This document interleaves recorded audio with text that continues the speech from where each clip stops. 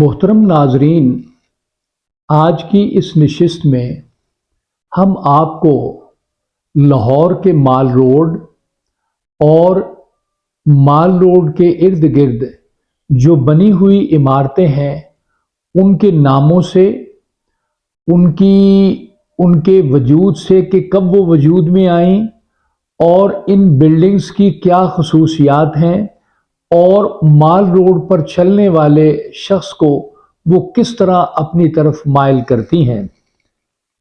شہر لاہور تیری رونقیں دائم آباد۔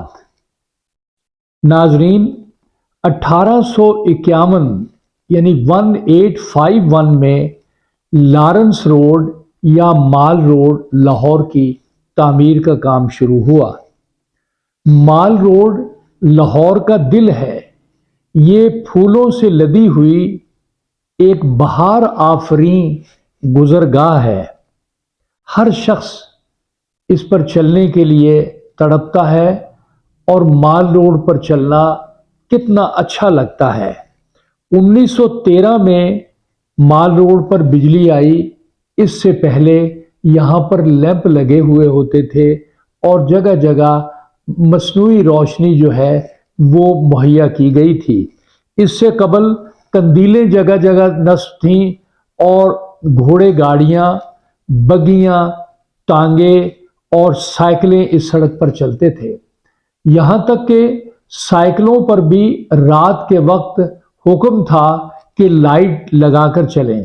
مجھے یاد ہے کہ 1957-56 میں کئی مرتبہ جب سائیکل پر یہاں سے گزرا تو مجھے بھی جرمانہ ہوا کہ سائیکل پر بتی نہیں تھی۔ یہ جگہ بہت رونق افروز تھی۔ لاہور ایک تہذیب کا گہوارہ ہے۔ مغلوں کے دور میں اس کو بہت اہمیت حاصل تھی۔ کسی زمانے میں لاہور ہندوستان کا دارالحکومت بھی رہا، دہلی اور آگرہ کے بعد۔ سید علی حجویری گنج بخش داتا صاحب 1000 سال پہلے لاہور تشریف لائے اور پھر لاہور کے ہی ہو کر رہے۔ علامہ اقبال لاہور میں ہی تشریف رکھتے تھے، ان کی رہائش بھی لاہور میں ہی تھی۔ اس طرح دریائے راوی بھی لاہور کے اندر ہی موجود ہے اور لاہور کے پاس سے گزرتا ہے۔ پنجاب میں لاہور کی تاریخ 982 AD سے شروع ہوتی ہے۔ جین ازم اس کا مذہب تھا۔ کلچرل سینٹر جین ازم کے اب بھی کہیں کہیں دیکھنے میں آتے ہیں۔ یہ پاکستان کا کراچی کے بعد دوسرا بڑا شہر تھا۔ Arts, casino, music, film making, باغات اور علم و ادب کا یہ شہر ہے اور اس شہر کا مال روڈ جو ہے وہ اس کا دل ہے۔ یہ پھولوں سے لدی ہوئی ایک بہار آفریں گزرگاہ ہے۔ اس کو لوگ پھر کہیں گے کہ یہ لاہور کا دل ہے۔ شہر لاہور تیری رونقیں دائم آباد۔ برطانوی راج میں یہاں پر بہت زیادہ ڈیولپمنٹ ہوئی۔ لاہور ایک تہذیب کا گہوارہ ہے۔ تمام ادیب، تمام مصنف، تمام اچھے لوگ، بڑے بڑے قد کے لوگ یہاں پر رہتے تھے۔ مغلوں کے دور میں بھی یہاں پر بہت اس کی اہمیت تھی اور یہاں پر شالامار باغ ہے، گلیاں ہیں، بازار ہیں، شان و شوکت ہے، مندر ہیں، خوبصورت حویلیاں ہیں، باغات ہیں، شاہی مسجد، شاہی قلعہ، جہانگیر کا مقبرہ، شالامار باغ اور نور جہاں کا مزار بھی یہی ہے۔ ناظرین، ہم نے یہ کہا تھا کہ ہم مال روڈ کے ارد گرد جو عمارات ہیں ان کا نام لے کر آپ کو یہ موٹیویٹ کرنے کی کوشش کریں گے کہ لاہور کے مال روڈ پر ضرور جایا جائے اور اس کا نظارہ کیا جائے۔ مال روڈ کسی زمانے میں ایک سیرگاہ بنی ہوئی تھی۔ اس کا پہلا نام لارنس روڈ تھا، بعد میں اس کو مال روڈ کر دیا گیا۔ یہ منصوبہ لیفٹیننٹ کرنل نیپیئر نے بنایا تھا اور اس وقت اس کی تعمیر پر 12,500 روپے خرچ ہوئے تھے۔ انارکلی سے میاں میر تک کا یہ منصوبہ تھا۔ اس سڑک کو لارنس روڈ کہا جاتا تھا، پھر مال روڈ کے نام سے پکارنے لگے۔ لارنس روڈ کے مال روڈ کے ساتھ ہی ٹولنٹن مارکیٹ ہے، لارنس ہال ہے، ضلع کچہری ہے، چرچ ہے، گورنمنٹ ہاؤس ہے، سول سیکریٹریٹ ہے، چیف کورٹ یہاں پر 1889 میں تعمیر ہوا۔ 1889 میں چیف کورٹ تعمیر ہوا، جسے آج ہم ہائی کورٹ کہتے ہیں۔ نیو اسکول آف آرٹس بھی یہیں پر بنا، جسے آج نیشنل کالج آف آرٹس کہتے ہیں۔ لارنس گارڈن، باغ جنا، چڑیا گھر اور زمزمہ توپ مال روڈ پر رکھی گئی تھی۔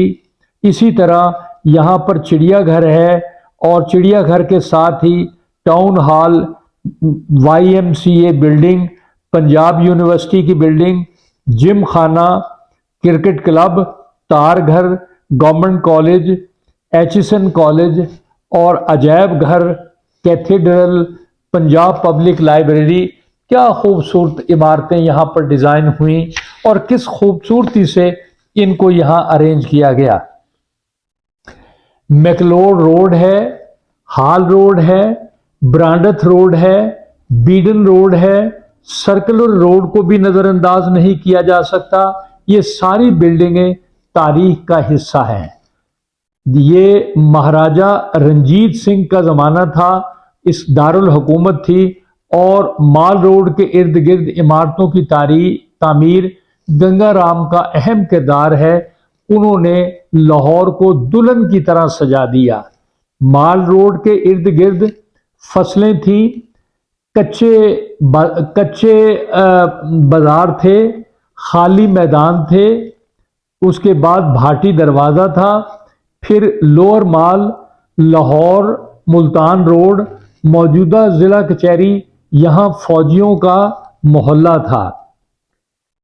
گورنمنٹ کالج کی جگہ ایک بلند ٹیلہ تھا، جہاں رنجیت سنگھ کے فوجیوں کو تربیت دی جاتی تھی۔ اس ٹیلے پر ایک بنگلہ تھا۔ بنگلے میں لاہور میڈیکل سکول 1860 میں شروع کیا گیا۔ آج ہم دیکھتے ہیں کہ اسی جگہ king Edward medical college university جو ہے وہ تعمیر ہے۔ ہری سنگھ کا یہاں ایک باغ تھا۔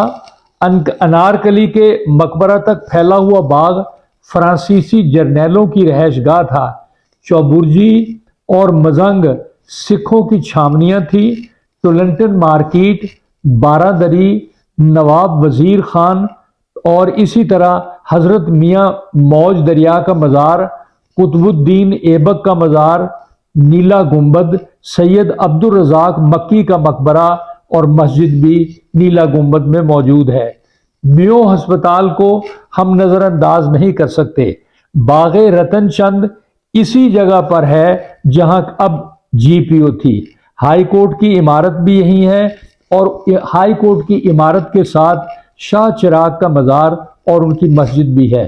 بیڈن روڈ کے ارد گرد امیر لوگوں کے مکان تھے، وہ یہاں پر رہتے تھے، جو بڑی شان و شوکت سے انہوں نے یہاں پر مکانات بنائے تھے۔ ہم دیکھتے ہیں کہ یہ جو وابڈا ہاؤس ہے یہ بھی یہیں پر تعمیر ہوا، اور وابڈا ہاؤس کے ساتھ ہی الفلاح بلڈنگ ہے، اور ساتھ ہی وہاں پر شاہ دین بلڈنگ ہے۔ اب تو بہت زیادہ بلڈنگیں بن گئی ہیں۔ کسی زمانے میں یہاں بہت سارے باغات تھے، باہر کے ممالک سے پودے لا کر یہاں پر لگائے گئے تھے، اور مال روڈ پودوں سے بھرا ہوا تھا، اور اس خالی جگہ پر سر گنگا رام نے یہاں پر بلڈنگیں ڈیزائن کی، اور وہ چیف انجینئر تھے۔ انہوں نے ان بلڈنگوں کو بہت خوبصورتی سے مال روڈ کے ارد گرد تعمیر کیا۔ نقش ہیں سب ناتمام خون جگر کے بغیر۔ انہوں نے اپنے جگر کا خون इन तमाम बिल्डिंगों में डाला और इस खूबसूरती से ये बिल्डिंगें डिज़ाइन की कि आज हम उनको भी याद करते हैं और इन बिल्डिंगों को देखकर हम दंग रह जाते हैं। नाजरीन, आज की इस वीडियो में हमने सिर्फ माल रोड और उसके इर्द गिर्द की इन बिल्डिंगों का जिक्र करना था, ताकि हम इनको एक दफ़ा याद करके दिल में ये ठान लें कि हम माल रोड को दोबारा देखने जाएंगे। माल रोड एक सैरगाह थी, ये पहले भी सैरगाह थी, अब भी सैरगाह है। फर्क सिर्फ इतना है कि लोगों की तादाद बढ़ गई है, आबादी बहुत ज़्यादा बढ़ गई है, लिहाजा इस गहमा गहमी में, इस आने जाने में, इन मामलात में यहाँ पर अब बहुत तेज़ी आ गई है। नाजरीन, हमारी इस वीडियो को सब्सक्राइब करें। बहुत शुक्रिया।